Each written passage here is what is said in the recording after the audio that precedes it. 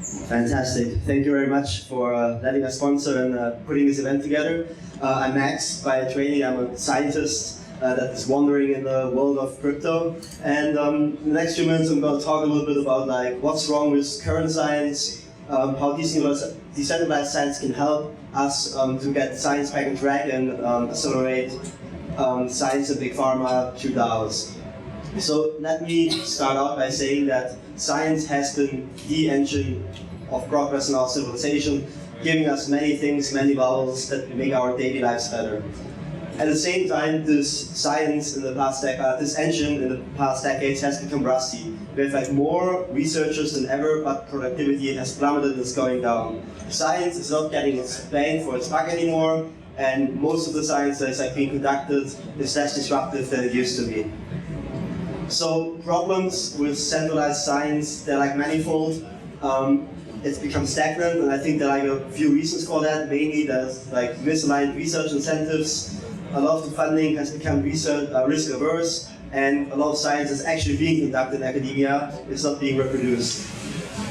So decentralized science in a way offers a solution for that, using Web3 and blockchain mechanisms to create better incentive systems for scientists, improve funding mechanisms, ensure replication, find new ways of engaging scientists and publishing, and thereby accelerate scientific discovery.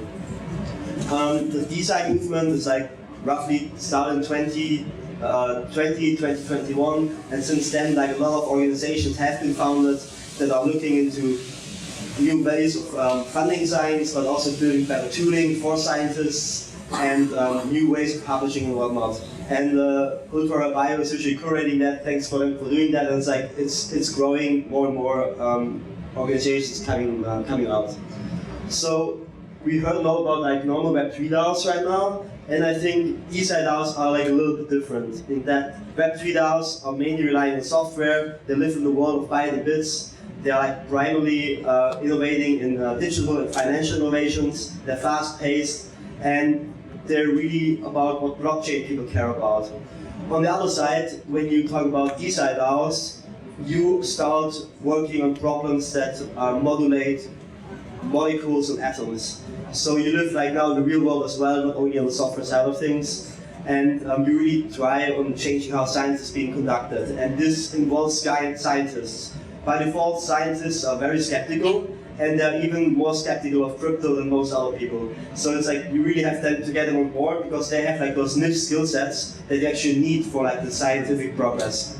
So you're in this world where you have to build something that the blockchain people care about and the scientists care about, and in a way align it all in one strong mission. However, there are also commonalities between traditional Web3 DAOs and DeSci DAOs. In a way, they have similar philosophies. They're all about disrupting of the system. They're working on the frontier of progress. They're community-driven, and they both have on-chain governance. Currently, to give you a brief understanding of how all this pharma process or drug development process is actually working, usually you start out with discovery and preclinical studies in animals in academia, where you have a lot of opportunities. A lot of things are being discovered, but only a few of them actually reach therapeutic level. They make it really into us humans for therapies against diseases. And whereas the latter part is taken care of by big pharma, at the beginning we have this valley of death, where a lot of good ideas and projects kind of die, because there's no incentive anymore either for academics to keep them pushing them forward, and or there's no money available to move them to the next stage. So a lot of good ideas die, even they could be revolutionizing medicine. And that's in a way where those BioDAOs come in. So how does Web3 play into this? If you look at the benefits of centralization, they're it's better at manufacturing, they're good at productionizing therapies, spinning out. Companies also might benefit more from centralized approaches, whereas decentralization is very good at sourcing globally, evaluation, using the hive mind of the DAO, and having a strong community that's resilient about the mission. So the opportunity for disruption that way is overcoming this valley of death, where you have a strong community that cares about pharmaceuticals that should come to market, but don't make it because they die in this valley of death. So we build bridges that then allow moonshot funding for new radical therapies that otherwise wouldn't make it. in the case of BioDAO, we thought we start tackling aging. Why would we tackle aging and develop medicines for that?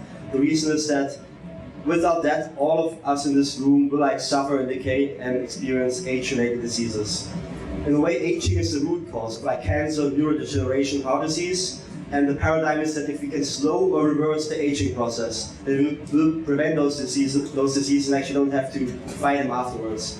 So the opportunity for the DAO in this case is like, we fund an underfunded area, we look at moonshots that are high risk, high reward, we can have huge impacts on like how medicines being conducted in the future, and is currently ignored by big pharma.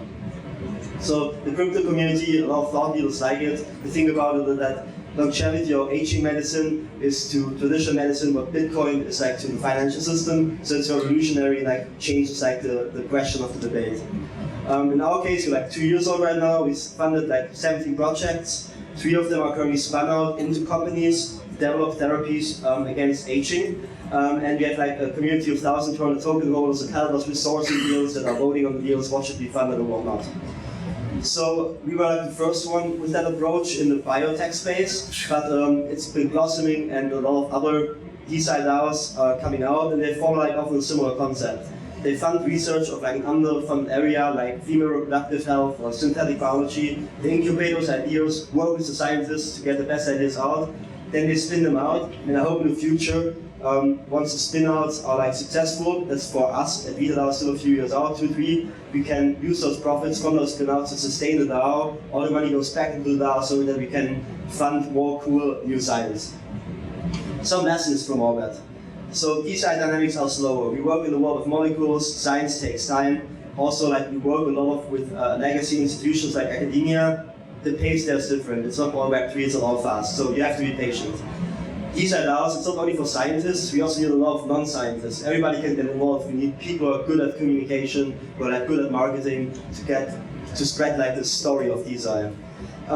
What some other people earlier mentioned, a big problem is like always like compensation of contributors. Early compensation can be a problem. We don't know the fair token value yet. Some people, they are excited at the beginning but then drop out. So if you decide on compensation plans, talk with your investor, with your communities about long-term incentive plans, about vesting that pay out in conditions, and all in a way to avoid like some other kind of DAO, like a decentralized autonomous oligarchy, which might take the DAO down at the end.